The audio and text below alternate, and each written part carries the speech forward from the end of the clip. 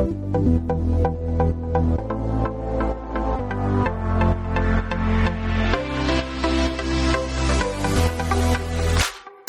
and welcome back to the Soccer Brothers Podcast. This is episode number 55. I'm your host, Sahil, and as always, I'm joined by my brother, Nihal. Today's episode is brought to you by Ambitious Strike. They're a soccer-themed clothing brand based out of Arizona. They got some great merchandise. You can check that out at ambitiousstrike.com. If you want a 15% off discount on your entire purchase, enter the code BROTHERS at checkout. So, Nihal, how you doing? I'm doing really well, man. The European Championship final happened. More importantly, Pokemon Go dropped. And this thing is a phenomenon, man. Was that after our last episode? I think it dropped on the same day. Okay. That we recorded. You know, I thought it was going to be big, but not as big as it's been. Because, you know, we both knew this was coming out. We saw the announcement, 7-8 months ago. And we didn't really know what to expect. But this is kind of crazy. Yeah, I don't understand when I see, like, MLS teams and, like, NFL teams tweeting out pictures of Pokemon Go. I just don't get it. Yeah, it's crazy. It's cool. I mean, I'm happy about it, but it's crazy. I'm just confused. Yeah. Like, I don't know what to think of it. I just don't know how it happened so quickly.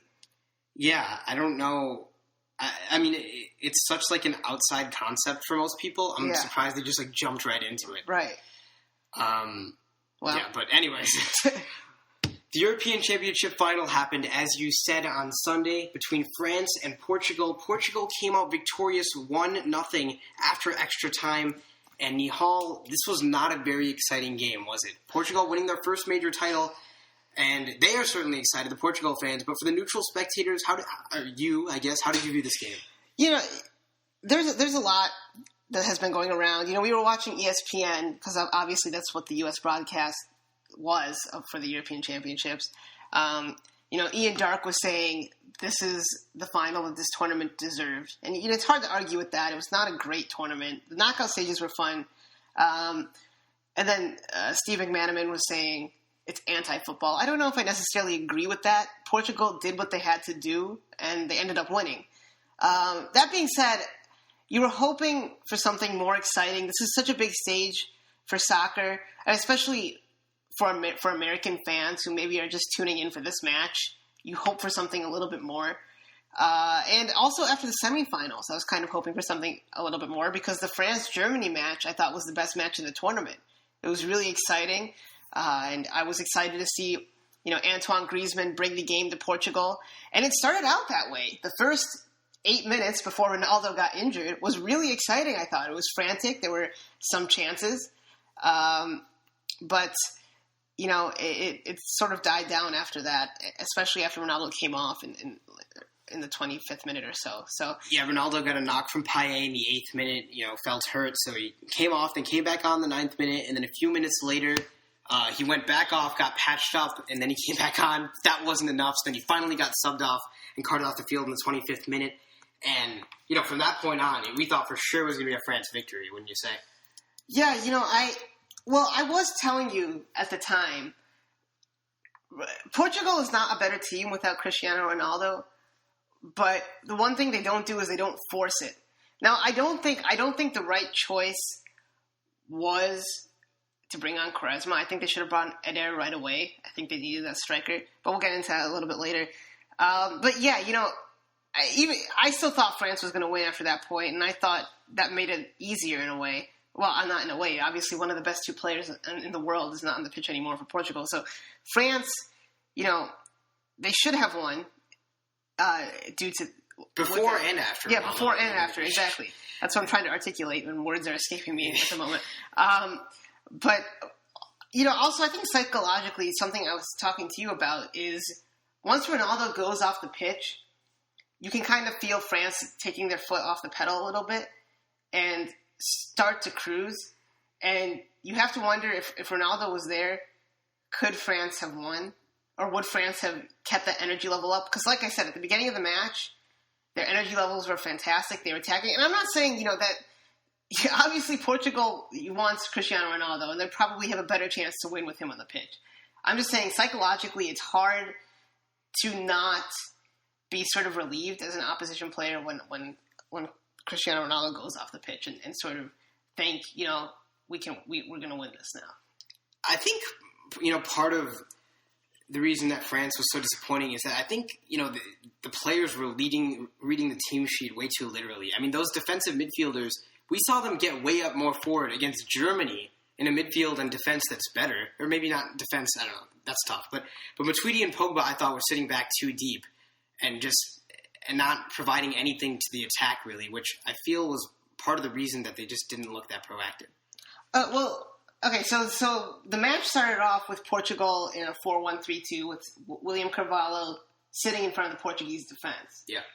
And right away, something I said on the last podcast is with him by himself there, I feel like France is going to be able to overload him. And they did that until Ricardo Quaresma came on. I felt like they did that. Quaresma came on, Renato Sanchez went centrally, and you sort of had that midfield three of Carvalho, Silva, and Sanchez. And I thought that helped out a little. I thought that helped out a little bit more. And I thought at that point, yeah, France was unable to get into attack more. But also, France came out in the same formation they did against Germany with Antoine Griezmann playing behind the striker and Giroud, and the two midfielders, as you say, Pogba and Matuidi, playing defensive mid. And I think two things that France could have done is started N'Golo Kante, because like I said on the last podcast, starting N'Golo Kante allows Matuidi and Pogba to get forward a little bit more, especially Pogba, or push up their center backs. Koscielny and Umtiti are really good with the ball at their feet. And in the last 7 minutes of regulation, between the 83rd and 90th minute, we saw Koscielny and Umtiti go forward. And one of the things I can remember is Umtiti making a run into the Portugal's attacking third. And if you just push them up a little bit against a team that's sitting back already, you feel like Pogba could have maybe got a little more involved in the attack. And Pogba had a disappointing tournament, but he had an especially disappointing match. He was not able to get into this match at all. Yeah. And, I think playing N'Golo Kante might have been better, and playing Griezmann out wide, although maybe that's not his best position, he's still world-class there. And I think allowing those two attackers would have helped. Or, I know this is crazy, but playing Griezmann as a lone striker even might not have been a terrible idea. I think obviously his best position is playing as a second striker. But, he's played on the right wing for Atletico Madrid a lot. And he's played on the right wing for France too, and he's done fine. He scored 6 goals in this tournament. And I think for Sociedad, he did a great job in that role before. Right, that's how he got to Atletico Madrid. And once Portugal made that change to have those 3 midfielders and have Nani as a lone striker after Ronaldo went off, Didier Deschamps should have made some sort of change tactically, at least tell the center backs to get more into midfield and allow Matuidi and Pogba to go forward, or bring on Kante earlier on in the match. That being said, Portugal defended very well. All the cliche stuff about a team who dug in and won, that's all true. But you feel like Deschamps could have made some changes that would have benefited. Yeah. I think that's a good point to make, especially after the injury of Ronaldo, because, it's hard for Deschamps just to play Griezmann in a different position when he scored a brace in that same role against Germany. Right. But Germany's not sitting back, right? They're attacking France. And Griezmann was brilliant in that second striker role, but he was especially brilliant in the counterattack. Those opportunities didn't present themselves in this match, and they were never going to present themselves in this match, save 1 or 2 chances. I think Griezmann was more effective than just in the counterattack against Germany. He was, but I'm saying he was especially brilliant in the counterattack. Okay, fair enough. But I feel like when he came back into the midfield, he just created so much, even when Germany had, 10 men behind the ball or whatever. But don't you think having Pogba more forward, more advanced, while also having Griezmann on the pitch would have been beneficial to the French team? That's all I'm saying. Yeah, I think so. Yeah. And I'm saying maybe you were able to unlock the defense, because what would happen was it would be Sissoko pinching in, who had a great game, Sissoko pinching in and running at the Portuguese defense, Payet dropping deeper a little bit, Griezmann not really being able to get the ball, and Giroud just occupying space. Nothing was really happening. once you get Pogba in there, it changes the match in the attack. And you saw, even in the 83rd, 90th minute, Paul Pogba is in between Koscielny and Umtiti. That's not where you want arguably your best player to be. Yeah, I agree. I'm just saying that I think some blame should also be on Antoine Griezmann. Because, I mean, he had two great heading chances, one from across from Payet early on, and then one from across from Coman, who I thought was brilliant, but we'll get to that later. And he should have finished those chances, and he just should have been more involved than I think he was. Maybe that's a credit to William Carvalho and the back line of Portugal, but he just seemed invisible for most of the night. Yeah, it was disappointing, right? Because, like you said, after we saw that match against Germany, you thought he was going to have a fantastic... You thought he was going to dominate Portugal. Yeah. And I think he had started out that way. But once William Carvalho got help, Carvalho was able to do what he does best and sort of shut down those attacks. And Pepe had a magnificent match back there. Maybe except that one giveaway he had in the first half where he slipped, which led to that Griezmann chance, that Griezmann header. He had a really good match. Rui Patricio in net stood on his head, as Taylor Twellman said. It just almost like how the semifinal wasn't Germany's night. This just wasn't really France's night. But, at least Germany put themselves in a position to maybe score. I don't think France did a whole lot. You said there was only 20 chances created between both teams? Yeah. I'm sure most of those were France's. 15 were France's. Yeah, 15 were France's. But aside from the Griezmann missed header in the second half around the 66th minute and the Gignac missed chance off the post in the 90th minute, there weren't many clear-cut opportunities. And like I said, I think Pogba pushing up would have helped, and Deschamps just seemed transfixed by the moment and wasn't able to make the proper tactical changes. I don't know what else to say about that. Well, let's get to a change that I think we can both agree that it was a good change for France. In the 58th minute, Kingsley Coman came on for Dimitri Payet, and I think we can both agree that was the right substitution because Sissoko was just absolutely the best player for France on the pitch. Right. So you thought that was the right time to bring on Coman? I thought he should have come on earlier because Dimitri Payet did absolutely nothing in this match. And once again, one of the better players in the tournament, disappointing. He had that one cross that led to the Griezmann header. Aside from that, he didn't do anything. And I think having someone like Coman with a bit of pace and who can dribble at the defender a little bit more, and who's a little bit more of a direct player. Yeah, always looking for that final ball. Right. Was the right choice to try to break down the Portuguese defense. And right away, he did a couple of good things. He got a couple of crosses in. He beat a couple of defenders. He had that delivery into Griezmann, whose header went over the bar, and he also had that through ball into Giroud, who shot it right at Patricio. Right, I forgot. Oh, that's another clear-cut opportunity. I forgot about that one. That's one that Giroud should finish. But yeah, I thought that was the right change. But tactically, it still didn't seem like they changed anything. They just brought on a different type of player in the left wing. They didn't change their shape. They didn't do anything to try to break down the Portuguese defense centrally. I think what it really looks like was, Portugal really wants penalties, but France still thinks they can beat Portugal in penalties for some reason. No, I don't think so. I think they thought eventually we're going to score the goal. We have the possession. We're the better team. Eventually, it's going to come. I can see that too. Yeah. I don't think you ever want to go to penalties if you're the better team. Well, yeah, I don't know if they actually wanted to go to penalties, but they could have played more proactive than they actually did. From a tactical standpoint, and just each player individually. But how much of that is tactical direction from Deschamps? That's what I'm saying. And Gignac, he looked okay, but he was never that good in this tournament. Yeah, in the 78th minute, he came on for Giroud. I think it was a good substitution. Why not Anthony Martial at striker? Yeah. He's not. He's a decent winger. He played okay there for United this year, but he's not a winger. Yeah, I mean, it was a good decision to take Giroud off. Yeah, maybe, but Giroud at least was able to win some balls in the air potentially.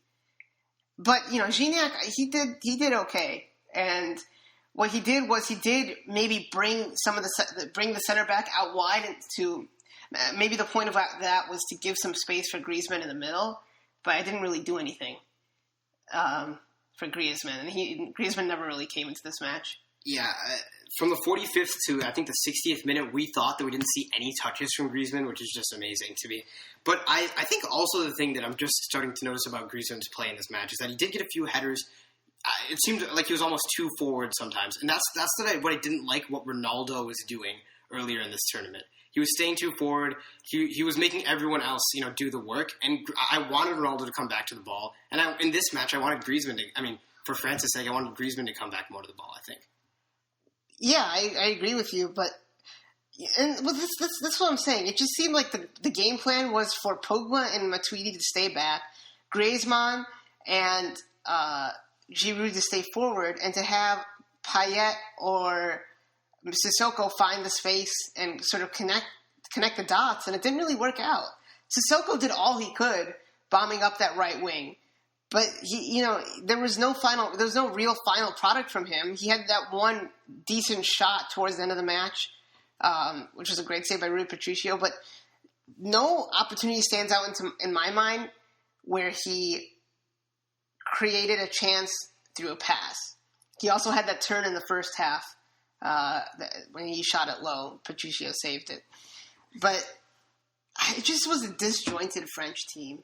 And it's just such a huge missed opportunity for them to win a tournament on their home soil against not a very good team. And I'm sure that's how Portugal fell in 2004 when they lost to Greece on home soil in the European Championship final. So, Portugal maybe deserved to win a championship at some point, but I was rooting for France. I am sort of invested in them, so I'm disappointed. But at the end of the day, they didn't come out to play. And their stars didn't come up to play. Pogba, Payet, Griezmann. Probably the three best players you would say on the pitch. At least the three best outfield players. They just didn't do it. Yeah. Well, why don't we go back over to Portugal in terms of tactics? So you want to talk about this. In the 78th minute, Renato Sanchez comes off for Eder, and now Nani moves from striker to outside midfield, and Eder goes up top. Right. Oh, explain what this kind of did for the Portuguese national team. Well, Eder is someone who, honestly, I don't rate that highly like many other people.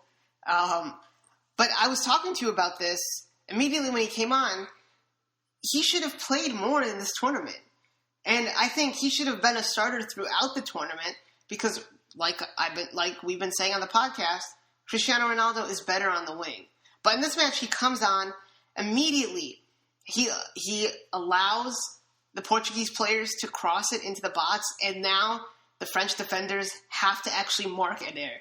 He occupies space in a good way. He occupies the defenders, Koscielny and Umtiti, and the crosses are all of a sudden a dangerous ball for Portugal. Yeah, and I think they also made Evra actually sit back deeper than he did for most of the match because Nani was actually pretty threatening on that right hand side. Right, and he was able to hold up the play. Nani was able to get forward a little bit more. When Nani was playing striker in this match, he won 0 aerial duels in this match.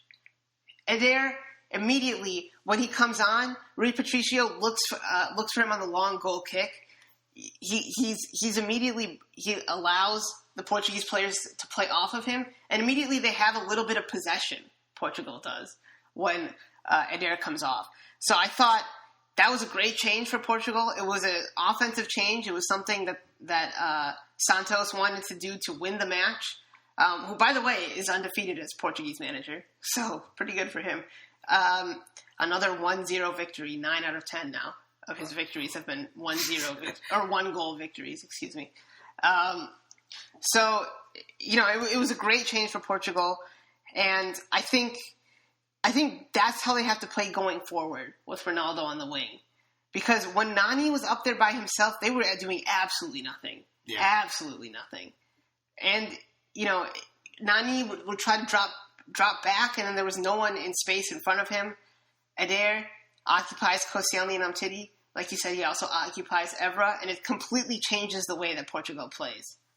Yeah, so going into extra time, Cristiano Ronaldo comes back out, talks to the players, acts like an assistant coach, whatever. And then I guess not really much happened, but there was kind of some controversy in the 107th minute when Laurent Koscielny was called for a handball that he didn't actually commit, and that resulted in a Portugal free kick right outside the box. Yeah, the free kick hits the crossbar. Rafael with a great free kick.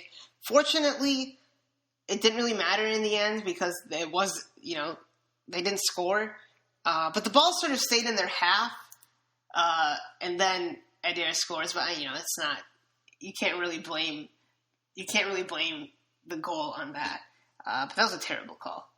Yeah, and soon after that, as you said, Adair just mugs off Koscielny, and then a perfect finish into the bottom left corner, and Laurie said no chance. Yeah, he holds off Koscielny really, really well, and that's the type of hold-up play and the type of strength we hadn't seen for.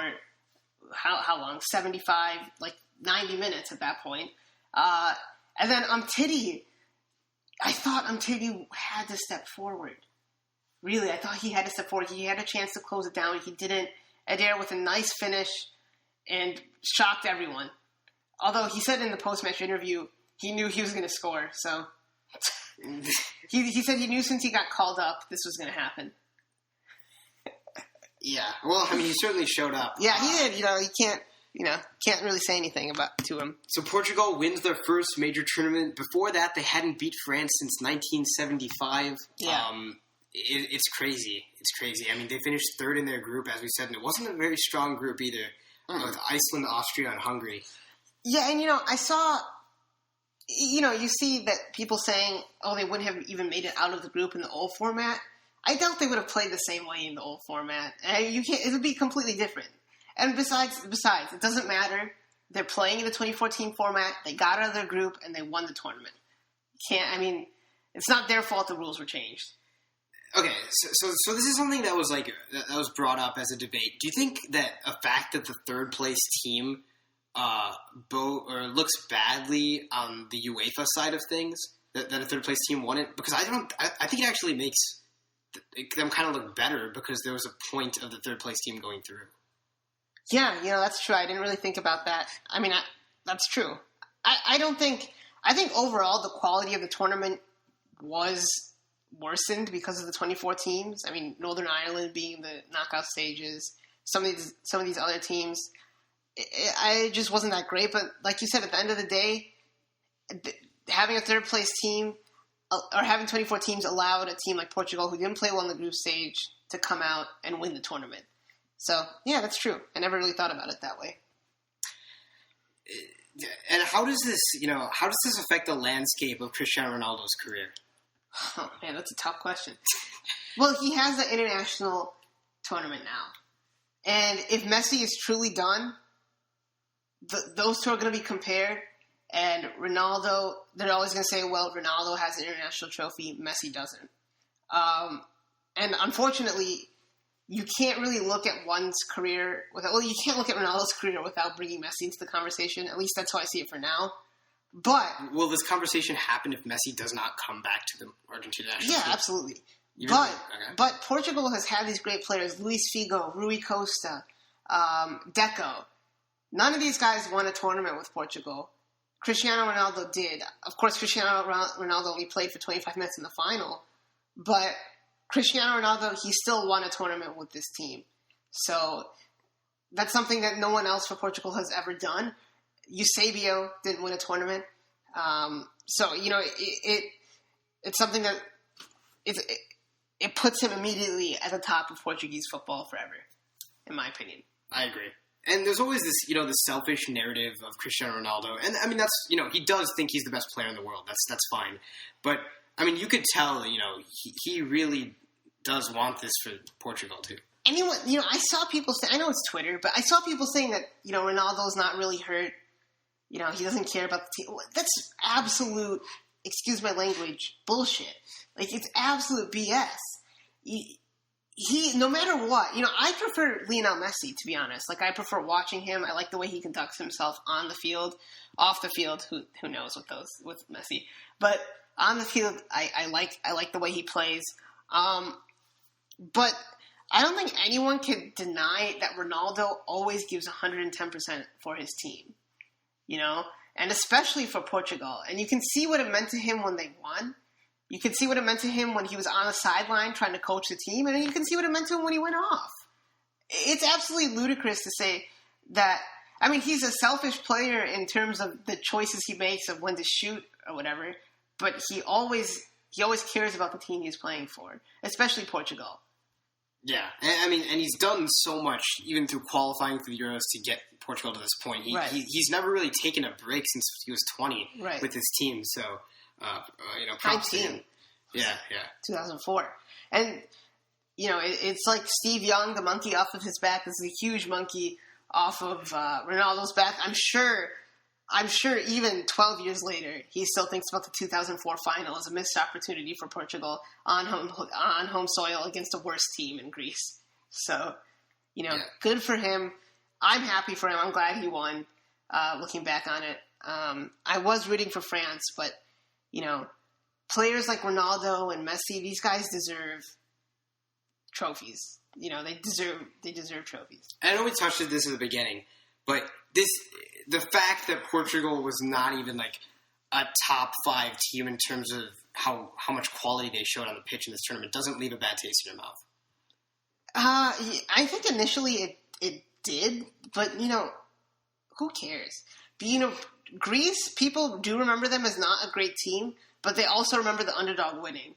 People are going to remember Cristiano Ronaldo and Portugal winning this title. I don't think it matters, because at the end of the day, the number one goal is to win. It doesn't matter how it happens, and that's something the U.S. I don't care if the U.S. plays like that and wins a World Cup or wins. I guess the World Cup's the only thing we can win that really matters. I don't care if that happens. At the end of the day, they still won. So, it doesn't really leave a bad taste in my mouth. Not at all. Not at all. Because France had every opportunity in the world to win that match. They were a team that should have done better, and Portugal got it done somehow. Yeah, I agree with you. I think this will be remembered as, Portugal's title, and people aren't going to remember really how they played. It's not usually how it is. They might remember that they played badly overall, but the Portuguese people obviously don't care, and it was an intentional approach by Fernando Santos. Yeah, exactly. So they did what they needed to do. They defended for 78 minutes until Eder came on. And, maybe Santos knew what he was doing. Maybe he said, we're going to try to get to 0-0 by the 75th, 80th minute, and then bring on Eder once France is a little bit more complacent. And it worked. Tired, too. Yeah, exactly. And the 1 day of rest, I think it does affect France. Or the 2 days of rest, the 1 day less of rest, I think it does affect France. I think it really does. Still, they should have won. So, yeah. But 2 days of rest is ridiculous. I think so. I think you have to move the final back a little bit. Yeah. Because you can say that France had more rest in previously in the tournament, but come on, just for the final, just make it a little bit right. Make it so both teams are rested. Right. Well, the World Cup, both teams play on the same day in the semifinal, don't they? Aren't they both on Wednesday? I think so. So maybe not. Maybe I'm remembering that wrong. But I don't know. I thought that was ridiculous. What was your favorite thing about this tournament? And your least favorite thing? My favorite, Iceland. Iceland was my favorite thing. Being there with those English fans and those Icelandic fans when Iceland beat England was fantastic. In Nice, it was amazing. Being in France, being in Nice and Paris during the tournament was amazing. Being in that atmosphere. And I think in a lot of ways it made the tournament better in when the soccer wasn't that fun to watch. I think that's I'll never forget this tournament for that reason. So I think that and the emergence of Antoine Griezmann as maybe one of the best players in the world. Any Everton standout performances that you saw? Lukaku did all right. Coleman, was he good? Yeah, Coleman was good. He was a captain, so he did well. John Stones and Ross Barkley were the only two English players who didn't get on the pitch for England. Only 2 English outfield players. Yeah, so...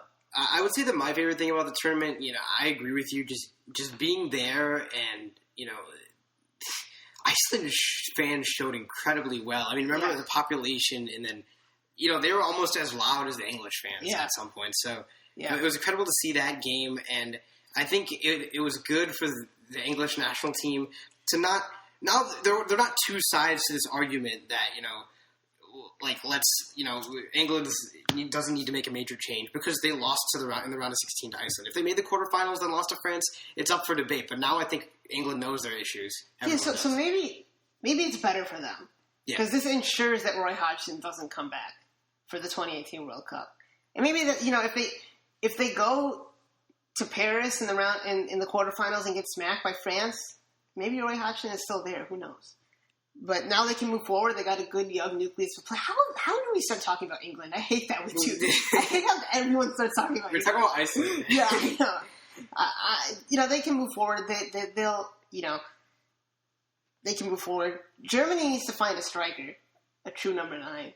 Yeah, Thomas Müller is more comfortable. Yeah, but also the emergence of Joshua Kimmich, fantastic. He's going to be a great player. I thought Renato Sanchez played really well for most of the tournament. Yeah, he was great too. Wales was fun to watch. It was cool to see them make it as far as they did. So, I mean, it was a fun tournament. The soccer itself wasn't that exciting, I would have to say. For most of the games, I would agree with you, Yeah, so it's crazy. The 2 tournaments that we were looking so forward to are now over in the Copa America. Both had pretty underwhelming finals. Yeah, so we have the Olympics, the men's and the women's. We'll probably be covering the women's more because of the U.S. women's national team. When the club season starts back up. More transfer news. I mean, there's a lot we haven't talked about. Yeah. There's a lot we haven't talked about. One more thing. The Iceland chant, where they clap and they do the thing. I saw people saying, France stole it. They didn't start it. The U.S. has been doing that for so long. I'm not saying the U.S. started it. They didn't either, most likely.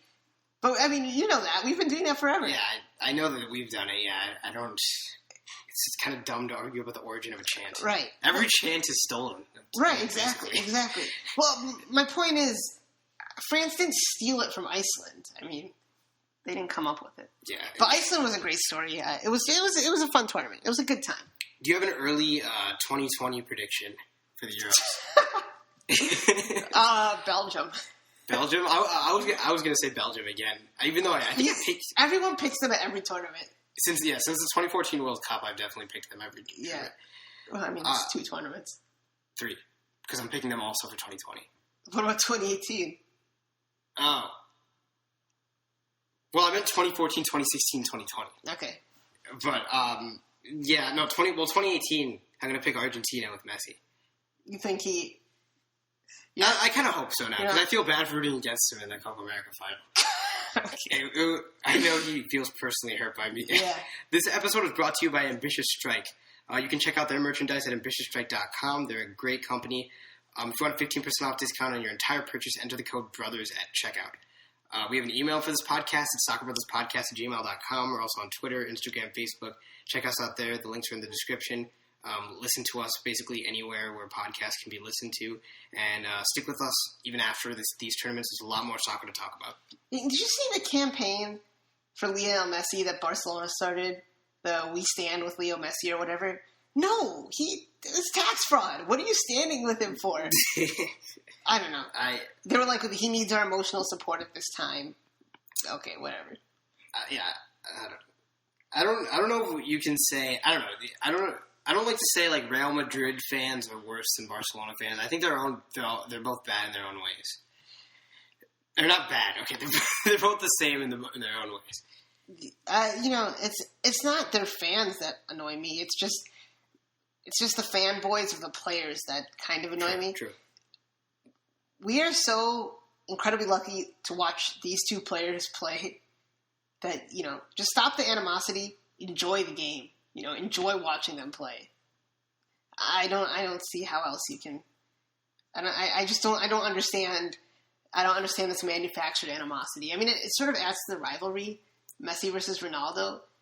But I mean, we can still, like, I've still been able to appreciate, and I honestly just don't rip on random Mexican players. I don't, like, that's not, I'm not saying, like, I'm better. I'm just saying it's possible to do that. You can be a rival with a team and appreciate their game. Right.